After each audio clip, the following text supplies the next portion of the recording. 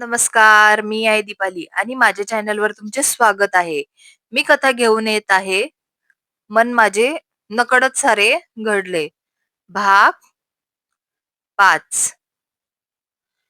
दिलीप म्हणाले, "मालती तयारी काही होणार नाही. बघ, आपण 6 महिन्याची तारीख आहे ते घेऊ." अजय, "काय?"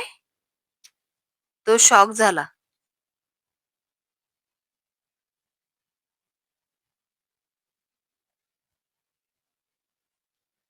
दिलीप आणि मालती त्याला हसत होते. अजय विचार करत होता, "बापरे, 6 महिने एवढे दिवस दूर नाही बघू शकत. मला तिला जवळून बघायचे आहे. रोज मला सकाळी तिचा चेहरा दिसला पाहिजे. झोपताना पण तीच दिसली पाहिजे." दिलीप बोलले, "काय चालेल ना?" अजय, "बाबा, मी काय म्हणतो, खूप उशीर होईल. आपण 25 दिवसाची किंवा पुढच्या महिन्यातली 13 चालेल. काय म्हणणं तुमचं? असं पण आपल्याला काय मोठे लग्न करायचे नाहीये." आता ते अजून जोरात हसायला लागले. "काय म्हणते मालती, कधी ठरवायचं आपण लग्न? मुलगा तर खूप उतावळा झाला आहे." "हो ना, मला पण तेच वाटतं आहे." "हो, बरं, मग आपण 25 दिवसाची तारीख ठरवू." तेव्हा कुठे त्याने हुश केलं. अनन्या तर काहीच बोलली नाही होती. काय बोलणार होती? तिला केव्हा पण करायचंच होतं. चला मग, लागा कामाला आधी. पत्रिका, काही कपडे, दागिने घ्यायचे घेऊन घ्या. सुनबाईच्या पसंतीच्या. आदू, मग पप्पा आणि आईचं लग्न आहे. तू काय घालणार? खरंच पप्पा, तुम्ही आईसोबत लग्न करणार? आई, हे खरंय बोलत आहे का? अनन्या फक्त मान हलवते. दिलीप बोलले, "करा मग यादी कसे करायचे ते. अजय, तू बाहेरचं बघ, मंडप, कॅटरिंग, हॉल, अजून काय असेल ते पण कर. कपड्यांचे बायका बघतील. आधी तुझं काय? मी आईसारखं करेल ते. मी आणि आई बघून घेऊ." "आजी आजोबा, तुम्ही सारखं घालणार ना? पप्पा, तुम्ही पण आईला मॅचिंग होईल असं घालणार का? आपण एकत्र जाऊ शॉपिंगला. मला आईस्क्रीम खायचं आहे. बाहेर रस लंच करू."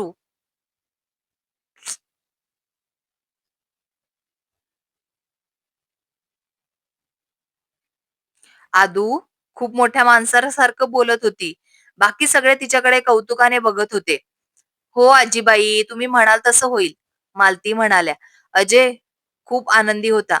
रूम मध्ये गेल्यावर कसं करायचं, काय करायचं, अनन्याला विचारायला लागेल. तिला काय हवं आहे. दिलीप आणि मालती बोलत बसले होते.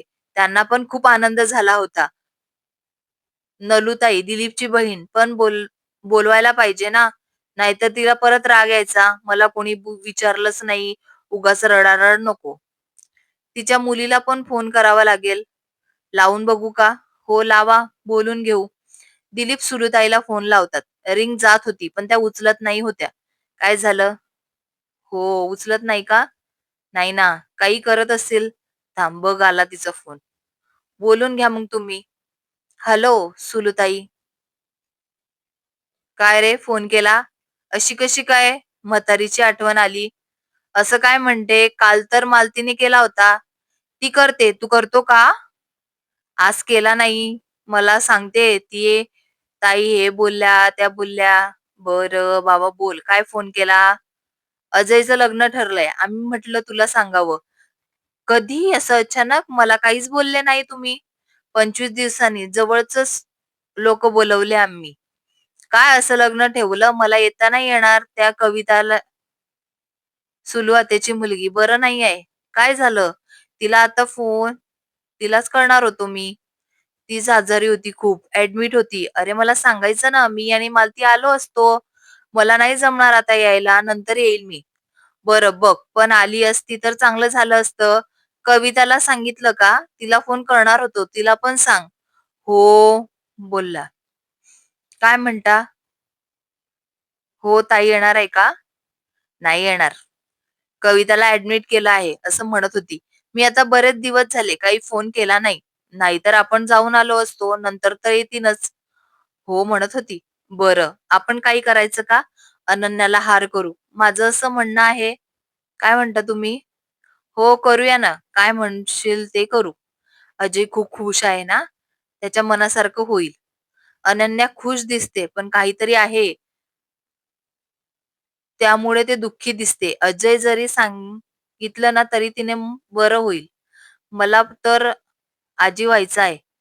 बापरे! मालती काय विचार करते? अजून लग्न तर होऊ दे ना. मग ते ठरवतील. लगेच मागे लागू नको. त्यांच्या मनाने होईल. अजयने शेवटचं ऐकलं असतं. काय करू? आई-बाबांना सांगू का? दिलीपचं लक्ष गेलं. "अरे अजय, काय उभा आहे?" अजय आत जातो. त्याच्या चेहऱ्यावर थोडा उतरलेला होता. "काय झालं रे? तुझा चेहरा का असा झालाय?" "आई, तू जो विचार करत आहे, हे मला नाही वाटत की ते पूर्ण होईल." "काय असं म्हणतो? तुला तर अनन्या आवडते ना?" "हो गं, मला आवडते. अनन्यावर माझं प्रेम पण आहे. पण मला वाटतं की माझ्या आणि अनन्याचं बाळ हवं. पण मी नाही परत पप्पा होणार." "असं काय तू काहीही केलं तर नाही ना?" मालती बोलल्या. "नाही गं आई, मी नाही काही केलं." "मग काय झालं?" अजय म्हणतो, "मी सांगतो सगळं, पण मला अनन्यासोबतच लग्न करायचंय. तुम्ही दोघं नाही म्हणणार नाही." "सांग," दोघं म्हणतात. तो सगळं सांगतो. अनन्याच्या सासूने कसा त्रास दिला, हेमंत कसा सोडून गेला, हे सगळं ऐकून मालती खूप वाईट वाटलं. त्यांच्या पण डोळ्यातून पाणी आलं. किती सहन केलं आहे अनन्याने. "मला काहीच प्रॉब्लेम नाहीये. आदू आहे तुम्हाला. वाटलं तर आपण दत्तक घेऊ." "काय हो? तुमचं काय म्हणणं आहे?" दिलीप म्हणतात. "हे खरं आहे. आपण दत्तक घेऊ शकतो." "अजय, मला तुझा खूप अभिमान आहे." दिलीप बोलले आणि अजयला मिठीत घेतलं. "आई, तुम्हाला माहिती आहे, हे अनन्याला नको सांगू देऊ. तिला त्रास होईल. मला आता तिला दुःखी नाही बघायचं आहे. आपण तिला आनंदात ठेवू. तिला आनंद देऊ. तर ती बाळ होऊ शकतो." "मी डॉक्टर सोबत बोललो आहे." हे सगळं अनन्या ऐकत असते. आधी झोपली म्हणून ती आली होती. बाहेर कोणी दिसलं नाही म्हणून आई-बाबांच्या रूममध्ये शोधत आली होती. अजय, मालती, दिलीप यांचे बोलणे ऐकून तिला भरून आलं.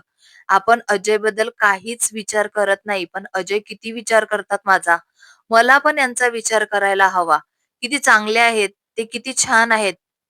परत निघून जाते. सगळ्यांना चहा बनवून आणते. जोरात आवाज करत जाते. ते चेहऱ्यावर हसू ठेवून बोलतात तिच्यासोबत. "काय मग आराम करायचा ना?" "नाही आई, आदू झोपली. मला नाही आवडत आराम करायला म्हणून मी चहा घेऊन आली." "बरं बस मग." सगळे गप्पा मारत चहा पितात. लग्नाला 5 दिवस बाकी होते. खूप धावपळ चालू होती. अजय तर थोडा पण वेळ नाही होता. डेकोरेशनची पूर्ण तयारी तोच बघत होता. दिलीप पण थोडाफार मदत करत होते. त्यांची शॉपिंग केली तेवढं बाकी तेच काम करत होतं.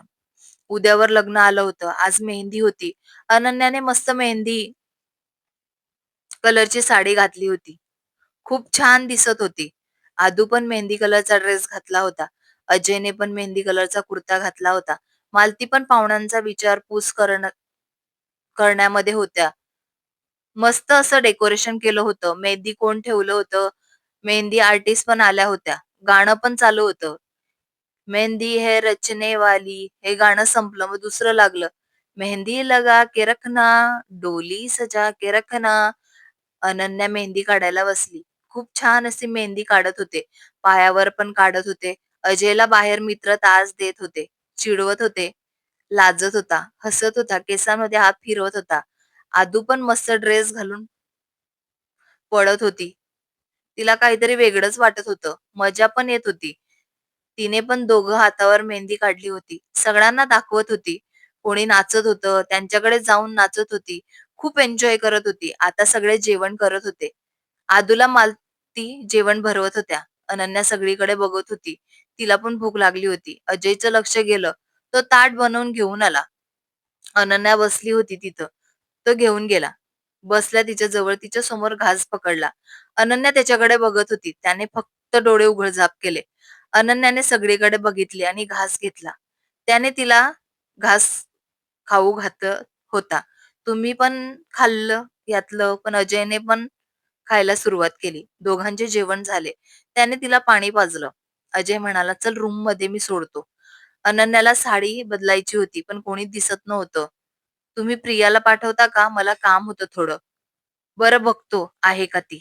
अनन्या हो म्हणते. अजय प्रियाला बघतो, पण ती कुठंच दिसत नाही. त्याच्या आईला बघतो, पण त्या पण काही कामात असतात. परत तो अनन्याच्या रूममध्ये येतो. आली का प्रिया? अनन्या विचारते. नाही, मला कोणीच दिसलं नाही आहे.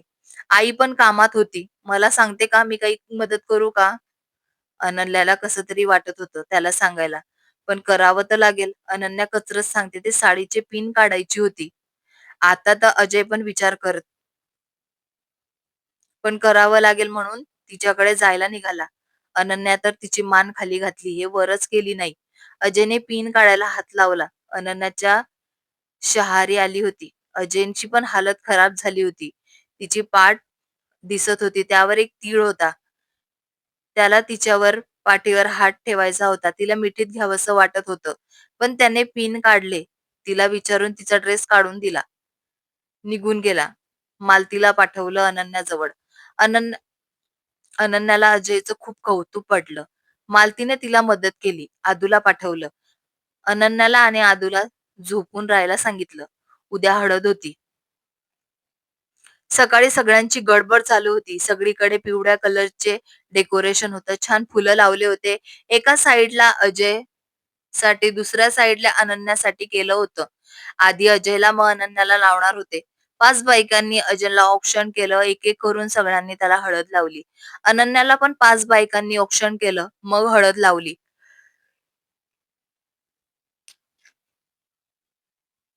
अजयला पण अनन्याला पण हळद लावली. आदू तर खूप मजा करत होती.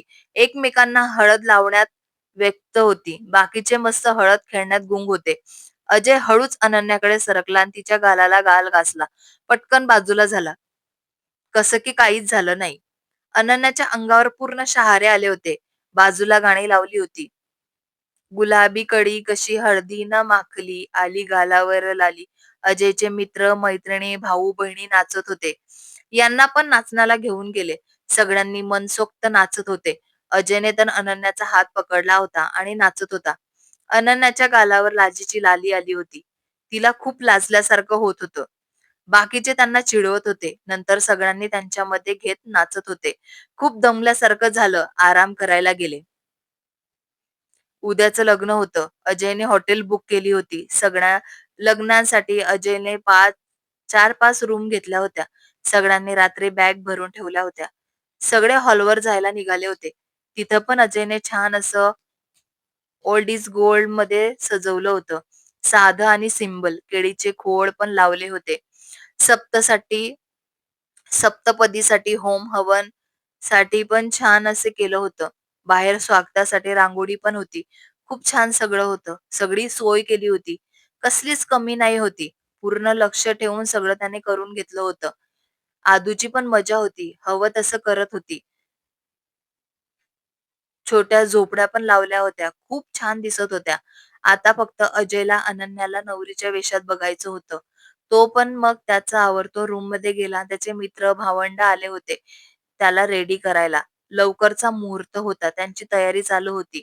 अनन्या आणि आदू तयार होत होत्या.